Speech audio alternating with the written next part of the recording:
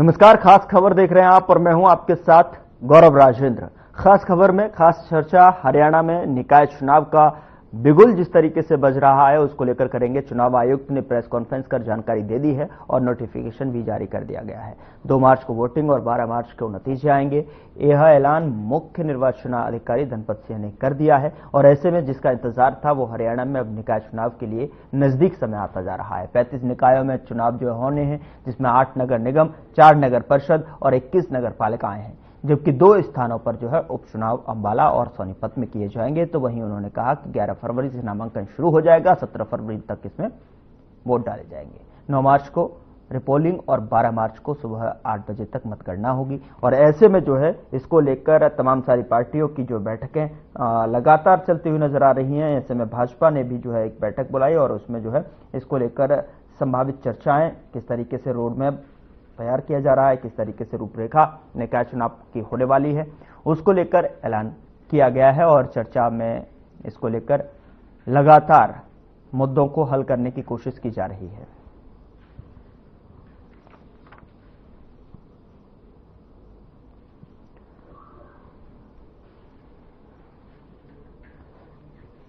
तो ऐलान मुख्य निर्वाचन आयोग धनपत सिंह ने प्रेस कॉन्फ्रेंस कर दिया है और ऐसे में जो है निकाय चुनाव की सरगर्मियां अब तेज हो गई हैं। पहले से हवाला दिया गया था कि जिस तरीके से दिल्ली में चुनाव है उसके मद्देनजर जो है चुनाव आयोग व्यस्तता के कारण जो है इनको समय थोड़ा आगे बढ़ाना पड़ा, चूंकि कयास ये लगाए जा रहे थे कि जनवरी के लास्ट फरवरी के फर्स्ट वीक में जो है चुनाव संभावित थे। लेकिन उन्होंने हाईकोर्ट को जो है ये सूचित किया गया कि जिस तरीके से व्यस्तता के कारण जो है इसकी डेट को आगे बढ़ाया जाएगा। और ये इंतजार किया जा रहा था कि हरियाणा में निकाय चुनाव का किस तरीके से और कब जो है इसके चुनाव होंगे, तो उसका भी वक्त जो है अब नजदीक आ गया है। और ऐसे में जो है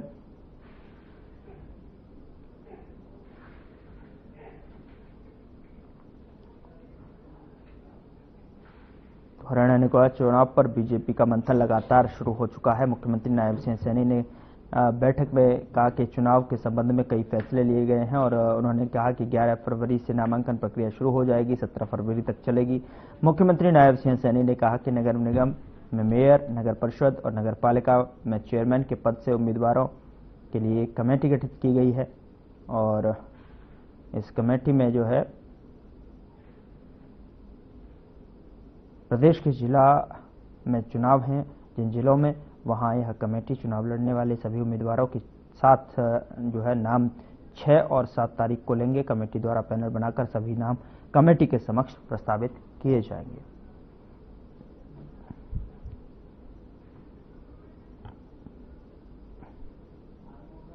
तो सभी पार्टियों का अपने अपने तरीके से जो है कहना है कि अगर बीजेपी की बात करें तो बीजेपी पहले ही जो है स्पष्ट कर चुकी है कि बीजेपी जो है अपने सिंबल पर लड़ेगी। तो वहीं जो है आम आदमी पार्टी ने भी इसका रुख जो है पहले ही क्लियर कर चुकी है कि अपने सिंबल पर जो है आम आदमी पार्टी यहां पर निकाय चुनाव लड़ती हुई नजर आएगी।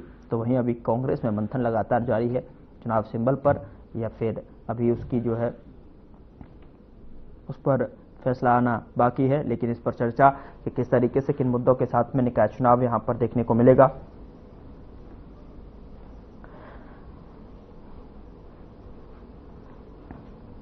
चलिए खास खबर में खास चर्चा निकाय चुनाव की शुरुआत करते हैं। हमारे साथ एक पैनल जुड़ा हुआ है और पैनल का तारुफ मैं आपके साथ करा देता हूं। रामराज जी शर्मा जी बीजेपी की तरफ से अपना पक्ष रखते हुए हमारे साथ नजर आएंगे और विजेंद्र खोखर जो है कांग्रेस की तरफ से हमारे साथ जुड़ रहे हैं। बहुत स्वागत है दोनों ही मेहमानों का आपका इस चर्चा में।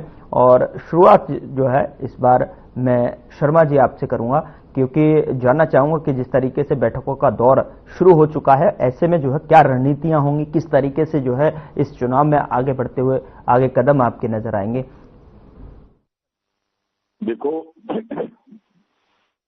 गौरव जी, मैं आपको बताना चाहूंगा, जिस तरह से एक हाई लेवल मीटिंग कल माननीय मुख्यमंत्री जी की कोठी पे हुई, उसके बाद में बीजेपी पंचकुला कार्यालय में हुई, जिसमें माननीय मुख्यमंत्री जी, माननीय पूर्व मुख्यमंत्री जी, माननीय प्रदेश प्रभारी जी, माननीय सांसद बराड़ा जी, माननीय रामविलास जी और माननीय संसद महामंत्री आदरणीय वीरेंद्र नाथ शर्मा जी, तीनों महामंत्रीगण थे तीनों, और सभी वरिष्ठ नेतागण ने भाग लिया। और इसमें ये तय हुआ कि 6 से 7 तारीख तक सभी जो इच्छुक प्रार्थी हैं, जो चुनाव लड़ने के इच्छुक हैं, जो अपने कार्यकर्ता, उनसे बायोडाटा लिया जाएगा। और 7 तारीख से 7 को बायोडाटा लिया जाएगा। 8 तारीख को पार्टी विचार करेगी। 9 तारीख को पैनल बन जाएगा। मैं इसलिए आपके चैनल के माध्यम से भी सभी अपने कार्यकर्ताओं को मैं इस बारे में सूचित करता हूं कि वो अपने अपने जिलाध्यक्षों को अपना बायोडाटा दे दें, जो चुनाव लड़ने के इच्छुक हैं, जो नगर निगम चुनाव लड़ना चाहते हैं, नगर परिषद चुनाव लड़ना चाहते हैं, नगर पालिका चुनाव लड़ना चाहते हैं। और अभी तक ये तय हुआ है कि नगर परिषद और नगर निगम का चुनाव पार्टी सिंबल पर लड़ेगी। और नगर बारे में भी विचार चल रहे हैं जी। और मैं आपको ये भी बताना चाहूंगा, इससे पहले माननीय मुख्यमंत्री जी ने सभी एमएलए और जो चुनाव लड़े प्रत्याशी वो और सभी जिलाध्यक्ष, जिला प्रभारी, सभी मंत्रीगण और अन्य पार्टी पदाधिकारीगण की मीटिंग ली थी माननीय मुख्यमंत्री ने। तो अब भी सभी की ड्यूटी लगाई गई है। और मैं आपको ये भी बताना चाहूंगा, हमारा संगठन बहुत मजबूत है। बूथ के कमेटी हमने गठित कर ली है, शक्ति केंद्र प्रमुख भी हमने बना दिए हैं। उसके बाद में मंडल अध्यक्षों का चुनाव हमारा हो चुका है। जिला अध्यक्ष हमारा चल रहा है, वो बाद में करा जाएगा। पहले पार्टी चुनाव लड़ेगी, चुनाव जीतेगी। और मैं आपको बताना चाहूंगा, जिस तरह से केंद्र में भी तीसरी बार हमारी सरकार बनी, जिसमें हमारे प्रदेश की जनता ने भी अहम भूमिका निभाई, हमारे को आशीर्वाद दिया, विश्व के सबसे लोकप्रिय और ताकतवर प्रधानमंत्री आदरणीय नरेंद्र मोदी जी के सिर पर हाथ रखा। तीसरी बार वो प्रधानमंत्री बने, उनकी अगुवाई में हमारा देश बहुत आगे बढ़ रहा है। चाहे रक्षा क्षेत्र में आत्मनिर्भर हो या आर्थिक दृष्टि से मजबूत हुए हैं। एक भव्य ऐतिहासिक राम मंदिर का निर्माण अयोध्या धाम में हुआ है। धारा 370 और 35 जम्मू कश्मीर से हटाई गई है। विदेश में हमारा डंका बचा है। ऐसे ही हरियाणा में भी माननीय मुख्यमंत्री जी, जो छत्ती बिरादरी के मसीहा हैं, युवाओं के हृदय सम्राट एवं प्रेरणा स्रोत हैं और जन जन के चेते हैं, बहनों के भाई हैं। कोथली लेकर बहनों की गए थे, ऐसे हरियाणा के इतिहास में पहली बार हुआ है। तब से सभी बहनें उनको कोथली वाला भाई कहती हैं। अरे भाई, नायब भाई है, कोथली लेकर आया था, ये नायब, वो नायब भाई है, हमारा नायब सैनी है जो हमारी कोथली लेकर आया था। और का आशीर्वाद हमारे साथ है, किसानों का आशीर्वाद हमारे साथ है, मजदूर भाई हमारे साथ हैं और व्यापारी भाई हमारे साथ हैं। छत्ती बिरादरी हमारे साथ है। आज छत्ती बिरादरी का आशीर्वाद हमारे सिर के ऊपर है। छत्ती बिरादरी का आशीर्वाद से तीसरी बार हरियाणा में भी हमारी सरकार बनी और बहुत ही लोकप्रिय मुख्यमंत्री आदरणीय नायब सिंह सैनी जी दूसरी बार हमारे सीएम बने। चलिए ठीक। उन्होंने आज वो कुंभ स्नान करने के लिए गए हैं। आज पूरे मंत्रिमंडल के साथ में हम उनके उज्जवल भविष्य, उत्तम स्वास्थ्य एवं दीर्घायु की कामना करते हैं। आज तीर्थ यात्रा पे हमारे मुख्यमंत्री जी गए हैं। कल हमारे देवतुल्य प्रधानमंत्री जी गए थे वहां पे कुंभ में, और उन्होंने कुंभ की आस्था की डुबकी लगाई। माता गंगा की उन्होंने पूजा की, भोले बाबा की पूजा की, क्योंकि वो शिव भक्त हैं। और पूरे देश में सभी के उज्जवल भविष्य, उत्तम स्वास्थ्य एवं दीर्घायु की कामना की। ऐसे हमारे सनातनी पीएम को भी मैं नमन करता हूं, ऐसे प्रधानमंत्री जी को। और मैं आपको ये भी बताना चाहता हूं, जिस तरह से समाधान शिविर माननीय मुख्यमंत्री जी ने शुरू किया था, चाहे वो शिविर की समस्या है, चाहे वो और अन्य समस्या, पीपीपी परिवार पहचान पत्र की समस्या है, कोई भी समस्या, फर्स्ट आवर्स में सारे अधिकारी समाधान शिविर के नाम से उन्होंने एक नई शुरुआत की है। फर्स्ट आवर्स में वो जनता की समस्याओं का समाधान करेंगे। शिविर जो लगाया जा रहा है, लेकिन अभी मैं आपके पास लौटूंगा, विजेंद्र जी से भी जान लेते हैं। विजेंद्र जी, आपका क्या रुख है, किस तरीके से जो है आपकी पार्टी, क्योंकि आपकी पार्टी की तरफ से क्या कुछ जो है स्पष्ट तौर पर अभी ये आधिकारिक तौर पर सामने नहीं आया कि सिंबल पर है या फिर आप जो है किस ब्याह पर जो है चुनाव आगे लड़ते हुए नजर आ रहे हैं, क्या कहना चाहेंगे, किस तरीके से चुनाव देख रहे हैं, कितनी चुनौतियां सामने चुनाव में?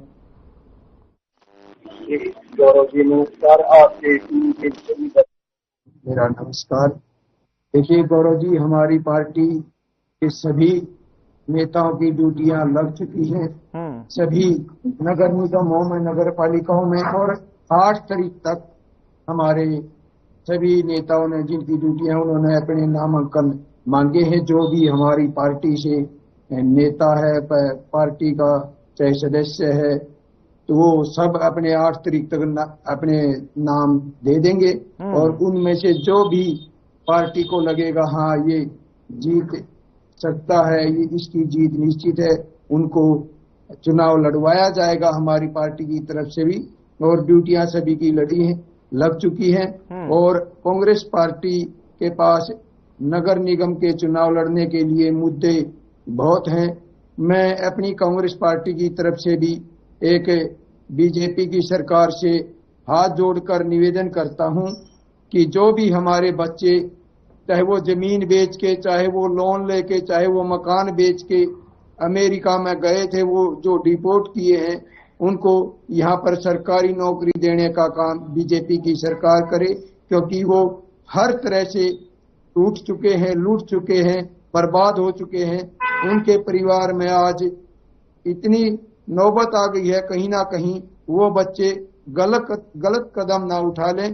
तो ये बीजेपी की सरकार ने ये घोषणा करनी चाहिए कि भी जो बच्चे आएंगे वहां से डिपोर्ट होके हम उनको सरकारी नौकरी देंगे, क्योंकि उनका सब कुछ लूट चुका है। ये मुद्दा होगा हमारा नगर निगम के चुनाव में।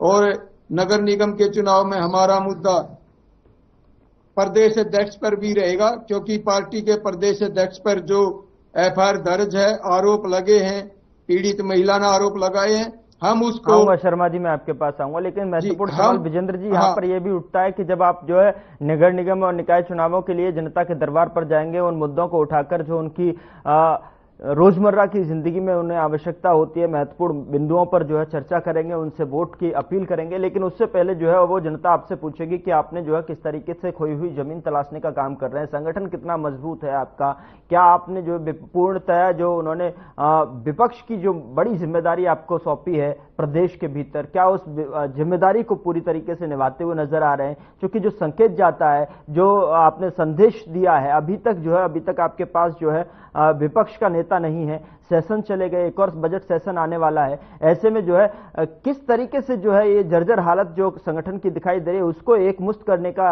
और संगठन मजबूत करने का किस तरीके से संदेश देंगे, जिससे कि आपकी पॉजिटिव छवि जो है जनता के बीच में जाए और निकाय चुनावों में आपके कैंडिडेट को जीत हासिल हो। गौरव जी, हम जाएंगे, पीड़ित महिला है उसका फोटो लेके हर महिला के बीच में जाएंगे। ये देखिए, ये नेता, इस पार्टी के नेता आपका शोषण करते हैं।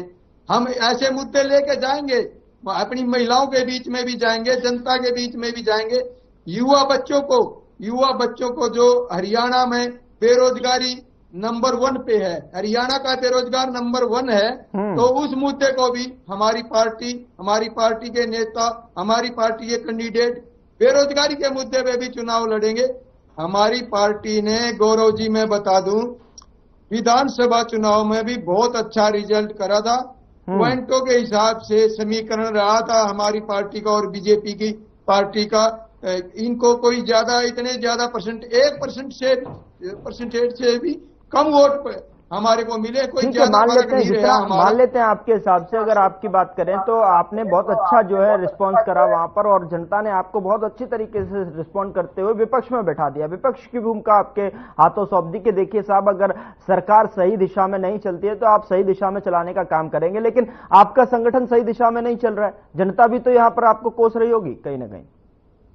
देखिए गौरव जी, मैं तो एक पार्टी का छोटा सा एक प्रदेश प्रवक्ता हूं, ना तो मेरे हाथ में है ये भाई संगठन बनाने के लिए हमारे शीर्ष नेतृत्वों से जवाब लीजिएगा आप।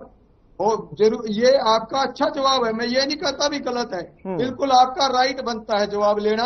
आप हमारी पार्टी के शीर्ष नेता हैं, उनसे इस चीज का जवाब मांगिए और हम भी कोशिश करेंगे, पूरी कोशिश करेंगे कोऑर्डिनेशन तो आपका भी रहता होगा साहब, जो है शीर्ष नेताओं के साथ में। देखिए आपको क्या बोलना है, किस पॉइंट पे बोलना है, इस पॉइंट पर अगर सवाल किया जाएगा तो कैसे आपको अपने आप को डिफेंड करना है। बहरहाल मैं आगे बढ़ता हूं, जो है शर्मा जी जवाब देंगे इसका।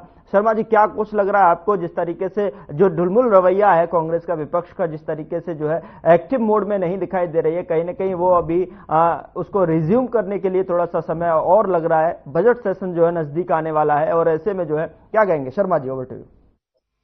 देखो, मैं आपको बताना चाहूंगा, नेता प्रतिपक्ष ये अभी तक चुन नहीं पाए, संगठन ये बना नहीं पाए, और दूसरा कांग्रेस के अंदर भी कई कांग्रेस हैं, जैसे चौधरी भूपेंद्र हुड्डा कांग्रेस है, चौधरी रणदीप सुरजेवाला कांग्रेस है, चौधरी वीरेंद्र सिंह कांग्रेस है, और शैलजा बहन जी कांग्रेस है, कैप्टन अजय यादव कांग्रेस है। तो इनका तो आपस में लठ बज रहा है, ये तो लठम लठा हो रहे हैं। और जैसे पीछे इनके ऑब्जर्वर आए थे फीडबैक लेने के लिए, आजादी से पहले जैसे Simon commission go back, Simon commission go back के नारे लगे थे, ऐसे इनके observer go back, observer go back, observer go back के नारे लगे थे।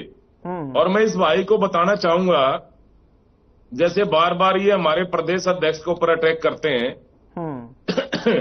ये सरासर आरोप झूठे हैं, मनगढ़ंत हैं, बेबुनियाद हैं, और सच्चाई प्रदेश की जनता के सामने बहुत जल्द आ जाएगी। इसमें मानहानि का मुकदमा भी होगा। और आप फोटो लेके घूमोगे, रेप पीड़िता नहीं कह सकते, रेप हुआ है नहीं तो रेप पीड़िता कैसे कह सकते हैं आप उसको आरोप लगाने वाली महिला कह सकते हैं, और इसके ऊपर मानहानि का मुकदमा भी होगा, यह भी बताना चाहूंगा विजेंद्र आपको। और दूसरा, आप फोटो लेके जाएं, जो तंदूर कांड में जो जिस हमारी बहन को तंदूर में जला दिया था, तंदूर में भून दिया था, उसका फोटो लेके जाएं। जिस हमारी बहन एक दलित बेटी को वहां पे जिंदा जला दिया था, कहां पे, मिर्जपुर कांड में, उसका फोटो लेके जाएं हमारी बहन का। और आपका एमपी सिरसा से सांसद था, वहां पे निर्वाणा गेस्ट हाउस कांड है, उनके भी फोटो लेके जाएं। अच्छा होगा, प्रदेश की जनता आपको सबक सिखाएगी। ये झूठे आरोप हैं, मनगढ़ंत है, बेबुनियाद है, तथ्यों से परे हैं। ये अध्यक्ष जी की छवि खराब करने का एक बहुत बड़ा षड्यंत्र था, और जिसका पर्दाफाश हो गया। जिस उसने आई विटनेस जिसको बनाया था, चलिए वो तो जांच के दायरे में है, वो अलग मुद्दा हो गया। उस मुद्दे पर विश्लेषण करने की बजाय जो है गंभीर मुद्दों पर, जैसे आपको जो पिछले कंपैरिजन में किया जाए, पिछले की तुलना अगर की जाए नगर निकाय चुनाव की और इस बार की तुलना अगर की जाए, तो उसके समीकरण क्या कुछ दिखाई दे रहे हैं। विजेंद्र जी, मैं आपसे छोटा सा जवाब फिर जो है शर्मा जी आपसे भी जानना चाहूंगा। इस बार जो है आपको क्या संगठन में बदलाव के साथ साथ और दूसरे जो अन्य दल हैं, जो अन्य दल यहां पर सामने आएंगे वो भी चुनौती देते हुए नजर आएंगे। दूसरी पार्टी जो आपकी इंडिया गठबंधन में थी, यहां अलग देखने को मिली दिल्ली में, अब वहां पर वो आपको नगर निकाय में भी चुनाव टक्कर देगी, जिस तरीके से आम आदमी पार्टी की मैं बात करूं, और छोटे छोटे दल जो है। फिर विधानसभा के सवाल यह भी है कि विधानसभा के जो नतीजों का इम्पैक्ट जो है इस निकाय चुनाव पर कितना देखने को मिलेगा। क्या वही छवि जो है अभी लोगों के जहन में बीजेपी की तरह, बीजेपी को आगे लेकर आना, क्या कहेंगे, कैसे डिफीट कर पाएंगे इस सभी सवालों को? देखिए गौरव जी, पहली बात तो मेरे भाई कह रहे थे, मैं इनकी झूठ बता देता हूं, ये कितनी झूठ बोलते हैं। नरेंद्र मोदी जी 11 साल से हमारे देश के प्रधानमंत्री हैं। इन्होंने, नरेंद्र मोदी जी ने वादा किया था बीजेपी ने कि हम 2022 तक किसानों की आय दुगनी कर देंगे। गौरव जी, आपसे जवाब मांगूंगा, करती क्या? 2022 तक किसानों की आय दुगनी होगी क्या?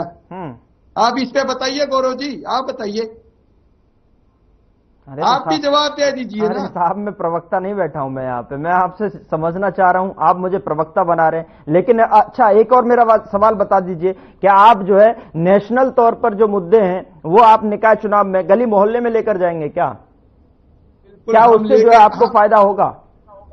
देखिए, जब राज्य के विधानसभा चुनाव होते हैं उनके अलग मुद्दे होते हैं, लोकसभा का जो मुद्दे होते हैं वो अलग होते हैं। उसी तरह जो निकाय चुनाव के होते हैं वो आप मुझसे ज्यादा बेहतर जानते हैं कि किस तरीके से जो है हम जनता को अपनी पक्ष में ला सकें। अब आप ये कहेंगे कि देखिए वहां से अमेरिका से डिपोर्ट हुए हैं स्टूडेंट्स, अब आप ये कहेंगे कि देखिए चाइना कितना अंदर आ गया, आप ये कहेंगे कि पाकिस्तान कितना किस तरीके से देखिए डर रहा है हमारे 56 इंच के। तो क्या मतलब बन रहा है इसका? ये मुद्दा होगा नहीं क्या? हमारा हरियाणा के बच्चे आए हैं उसमें, हम हरियाणा का चुनाव है, हम वो उस मुद्दे को लेकर नहीं लड़े? आप बताओ, नहीं लड़े क्या? शर्मा जी बताएंगे। मैं तो शर्मा जी से पूछ लेना, आप मेरे सवाल क्यों उठा रहे? आप इस मुद्दे को क्यों बना रहे कि विदेश से बच्चे आए? वो हमारे हरियाणा के बच्चे हैं और उनको बीजेपी की सरकार है, बीजेपी ने खुद उनको सरकारी जॉब देनी चाहिए कि वो सब कुछ लुट पुट के, और इनकी बेरोजगारी, इनकी सरकार की नाकामी की वजह से विदेश में बच्चे गए हैं, यहाँ पे उनको सरकारी जॉब नहीं मिली। हरियाणा के हर युवा को रोजगार देने का काम बीजेपी पार्टी का है, 11 साल से सत्ता में है, सवाल किससे करेंगे? तो वो तो कह रहे हैं कि रोजगार दे रहे हैं, बिना पर्ची खर्ची के रोजगार दे रहे हैं। तो फिर ये बच्चे कौन है जो विदेशों से? शर्मा जी बताएं, शर्मा जी मेरी तो बात सुन ले यार, मेरी बात सुन ले पहले। ऐसा है, पहले तो मैं सभी आपके चैनल के माध्यम से अपने सभी बच्चों को आह्वान करता हूं, उनको सचेत करता हूं, वो किसी एजेंट के बहकावे में ना आए और अवैध रूप से कहीं पे विदेश में ना जाएं। और दूसरा, रही बात इन बच्चों के प्रति हमारी सहानुभूति है, इनका जो संभव होगा, हमारी सरकार इनके प्रति सहानुभूति रखती है, जो संभव होगा करेगी। दूसरा मैं आपको बताना चाहूंगा, आप क्या करोगे? सुनो, आपके प्रदेश अध्यक्ष का कोई बयान नहीं आया, आपके मुख्यमंत्री का कोई बयान नहीं आया, आप अपनी तरफ से कह रहे हो ना, आपके प्रदेश अध्यक्ष का कोई बयान नहीं आया, आपके राज्यसभा सांसद का कोई बयान नहीं आया, आपके मुख्यमंत्री का कोई बयान नहीं आया। वो प्रवक्ता, अरे भाई आपके पहले तो आपके अरे भाई आप बड़े हो या मुख्यमंत्री बड़ा है? चलो आप बता दो, आप बड़े हो या आपका मुख्यमंत्री बड़ा है या आप बड़े हो? पार्टी का प्रवक्ता हूं प्रदेश का, मेरी बात तो सुन ले। आपके टाइम में बच्चियां कैसे होती थी? क्या कलोई हल्के के बच्चे? इस बात का तो जवाब दे दो, इस बात का जवाब दे दो कि बच्चे विदेशों में क्यों जा रहे? आपकी नाकामी। भाई भतीजावाद, जातिवाद, उस टाइम में मुख्यमंत्री था आदरणीय मनोहर लाल जी, उन्होंने निर्णय लिया, बहुत बड़ा निर्णय लिया। उन्होंने कहा पूरा परिवार मेरा हरियाणा का परिवार है और ये परिवार के बच्चे पूरे हरियाणा के बच्चे मेरे परिवार के बच्चे हैं, मेरे परिवार के सदस्य हैं और मैं मेरिट के आधार पर बिना खर्ची बिना पर्ची के भर्ती करूंगा। उस टाइम में उन्होंने एक प्रथा डेवलप करी कि बिना खर्ची बिना पर्ची के मेरिट के आधार पर उन्होंने बच्चे भर्ती शुरू करे। वो वहां से आज तक टिल नाउ अब तक माननीय मुख्यमंत्री आदरणीय नायब सैनी जी ने उस प्रथा को उसको एडॉप्ट किया, उसको फॉलोअप किया। आज किसान का बेटा, मजदूर का बेटा, गरीब का बेटा बिना खर्ची बिना पर्ची के, जिसकी 3 पीढ़ी खाली चली गई थी, कोई चपड़ासी नहीं लगा था, आज मेरिट के आधार पर क्लास 1 अफसर लग रहा है। ये अपना गौरव की बात है। ये हमारी सरकार लगा रही है, ये आदरणीय नायब सिंह सैनी सरकार लगा रही है। और दूसरा, समान विकास कार्य पूरे प्रदेश में हो रहे। आपके टाइम में क्या था? आपके टाइम में रोहतक से बाहर आप नहीं निकले थे।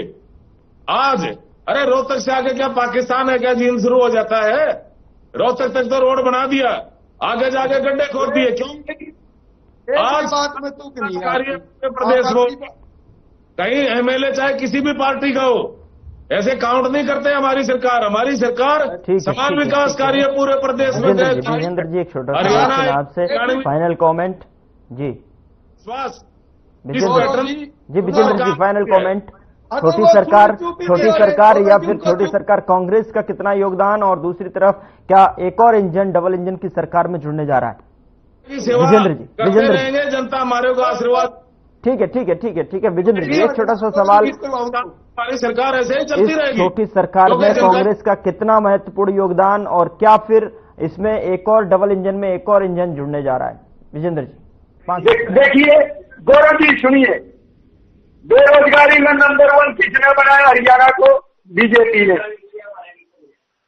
हरियाणा में बेरोजगारी में नंबर 1, भ्रष्टाचारी में हरियाणा को नंबर। अरे आंकड़े बता रहा हूँ यार भाई जी, आंकड़े बता रहा हूँ, आंकड़े आ रहे आपके। और आप मानते नहीं हो, मानते नहीं हो, आप आंकड़े बता रहे हरियाणा के। बेरोजगारी में नंबर 1, भ्रष्टाचारी में नंबर 1, और टीएसटी आए जो कर्जा कर्जा बता उसमें नंबर 1। पूरे देश में। इजाजत नहीं जरा इससे आगे बढ़ने के लिए रामराजी शर्मा जी और विजेंद्र खोखर जी बहुत बहुत शुक्रिया हमारे साथ जुड़ने के लिए, चर्चा में शामिल होने के लिए। लेकिन सबसे बड़ा महत्वपूर्ण सवाल यही कि जिस तरीके से लगातार निकाय चुनाव नजदीक हैं, ऐसे में जो है पार्टियां दमखम अपनाते हुए अपने कैंडिडेट पर विचार कर रही हैं, मंथन कर रही हैं, उसको देखते हुए किन मुद्दों पर ये जो है इम्पैक्ट छोड़ता हुआ नगर निकाय चुनाव देखने को मिलेगा। फिलहाल इतना ही, नमस्कार।